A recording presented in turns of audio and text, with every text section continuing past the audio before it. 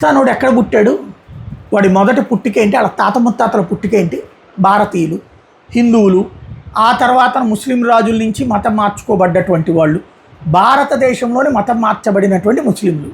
ఆ తర్వాత మాకు ముస్లిం దేశం కావాలన్నారు, తీసుకున్నారు. ఇప్పుడు వాళ్ళ స్పెషాలిటీ ఏంటంటే, ఆఫ్ఘనిస్తాన్ మినిస్టర్ ఈ మధ్యనే ఓ స్టేట్మెంట్ ఇచ్చారు, మా డిఎన్ఏ భారత డిఎన్ఏ అనే.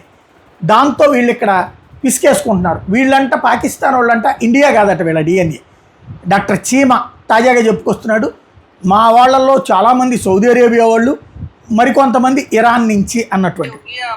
जो बड़े बुजुर्ग रहे होंगे उनका डीएनए क्या था? तो हो सकता है, हम भी पता नहीं कोई कहाँ से निकलता क्या होता। लेकिन कोई कहता हम सऊदी अरब से आए हैं, कोई कहता हम ईरान से आए हैं। लेकिन जो एक देखें, जो एक विजिबल हिस्ट्री या मेमोरी हमारे सामने है, my DNA is Pakistan, simple, period.